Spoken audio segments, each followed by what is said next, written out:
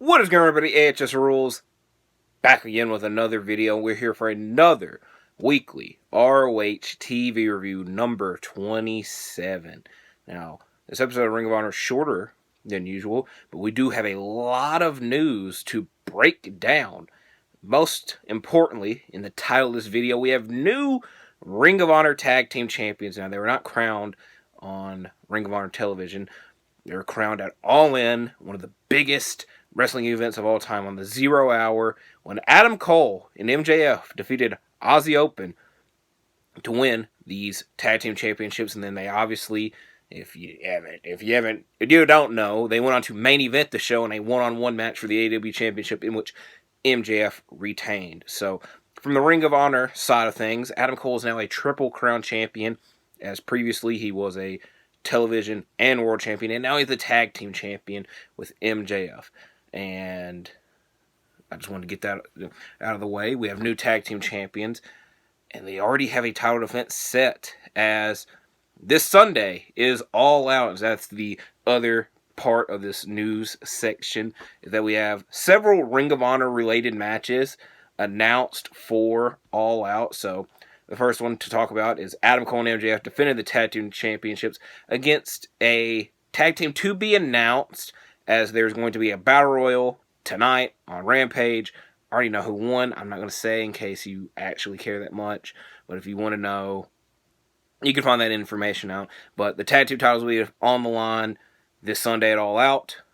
We also have the television championship on the line, as Samoa Joe will defend against Shane Taylor. Shane Taylor won the number one contenders eliminator tournament a couple weeks ago, so he is finally getting his big title match here.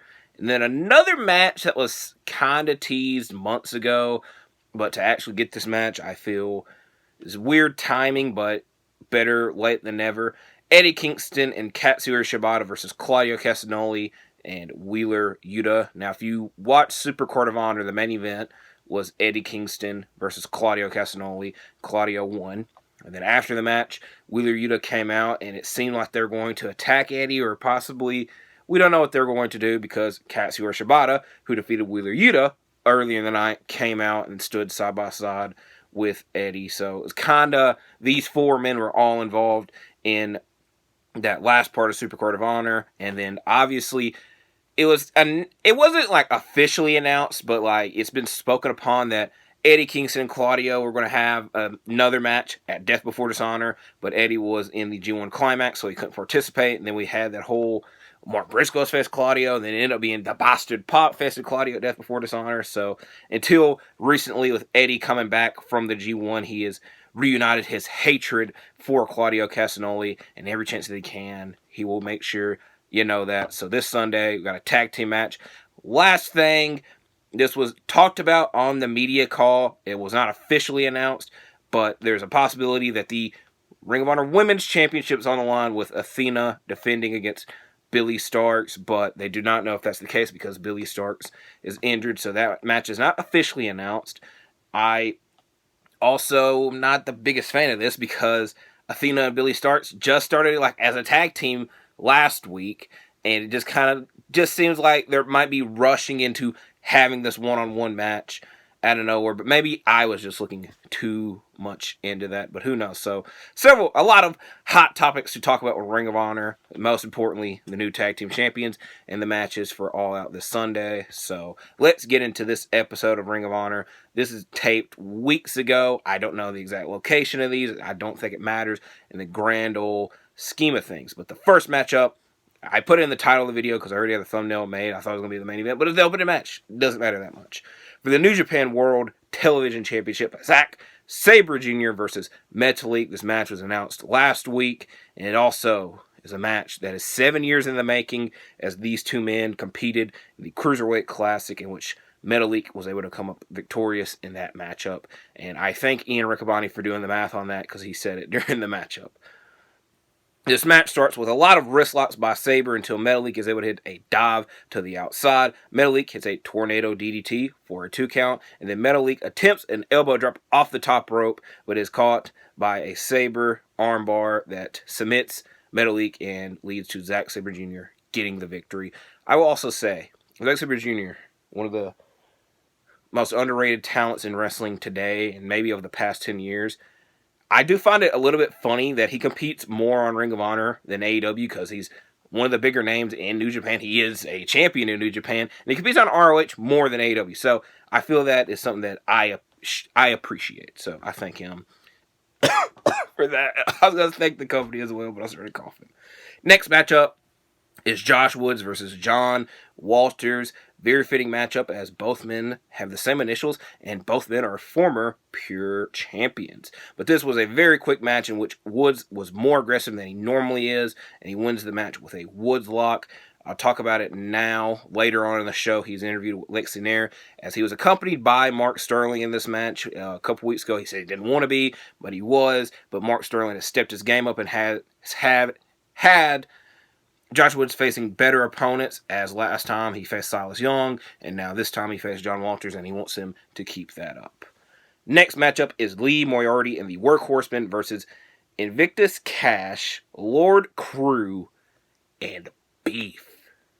An immediate tack to start the match, but Cash and Moriarty are the first two legal men in the match. But once Beef tags in, he's able to take out all of his opponents until he misses a frog splash. This leads to Anthony Henry hitting a double stomp and JD Drake hitting a moonsault onto Beef, while Moriarty is able to take the other two out with a tope on the outside to seal the victory for Lee Moriarty and the Workhorsemen. Next matchup, a little bit confusing. Cole Carter versus Dustin Jackson. Earlier in the night, we get an interview with Cole Carter and Maria Kanellis, in which Cole Carter is confused why Griff Garrison is getting an opportunity to showcase himself tonight. And Maria was like, don't worry, you will have the same chance as well. And then Cole Carter spent the rest of the interview begging Maria to accompany to the ring, which she finally agreed to do. So, the confusing part is Griff Garrison was not on this show at all. He was not mentioned. He didn't have a match, so I don't know if this was cut. Maybe they meant something for next week.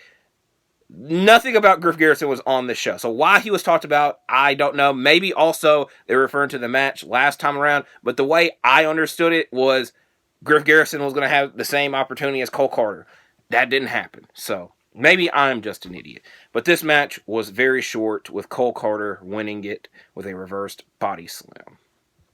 Next matchup is Emi Sakura versus Alice Crawley. Crawley starts the match off with an arm drag and a drop kick, and she is able to hit a Fisherwoman suplex for a close 2 count, but Sakura is able to get up and hit a crossroads and a double-armed underhook backbreaker to win this matchup. I was very impressed by both competitors, and I did like this matchup.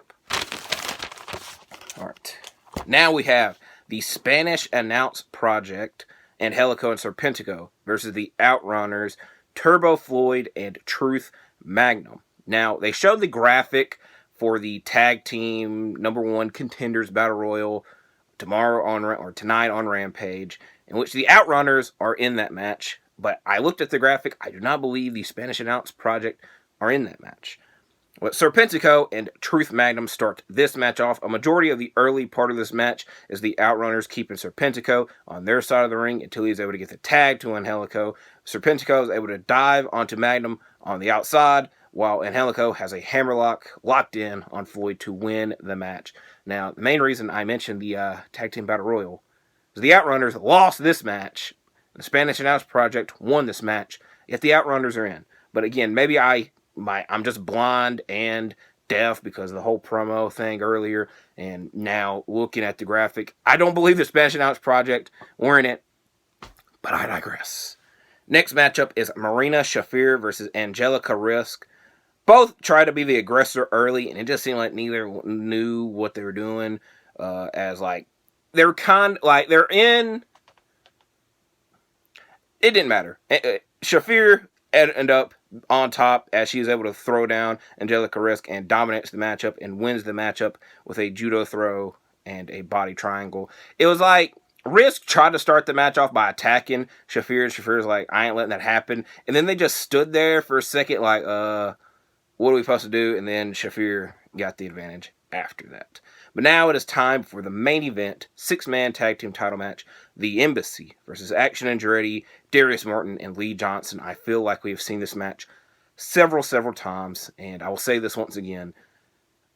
The main complaint that I have is that Andretti, Martin, Johnson don't have a tag team name. So I always like, if they ever hit like a triple team move, I always have to specify like each name. Or with the Embassy, I just say the Embassy.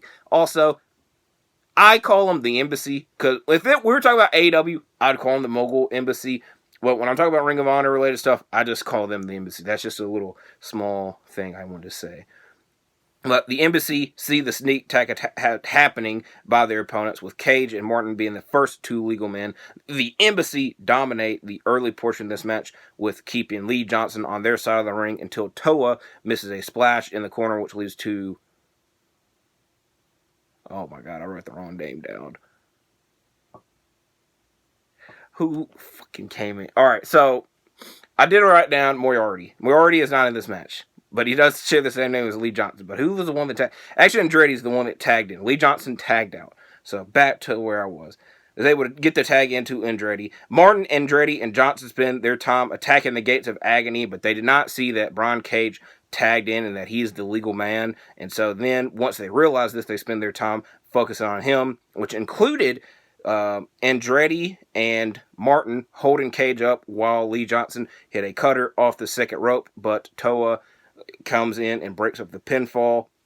And this leads to the Embassy winning the match with a launching triple powerbomb as the Gates of Agony throw Johnson into Cage, and that hits the powerbomb. It's a bit different than their normal finisher, but that was able to end this matchup. So, very quick episode of Ring of Honor.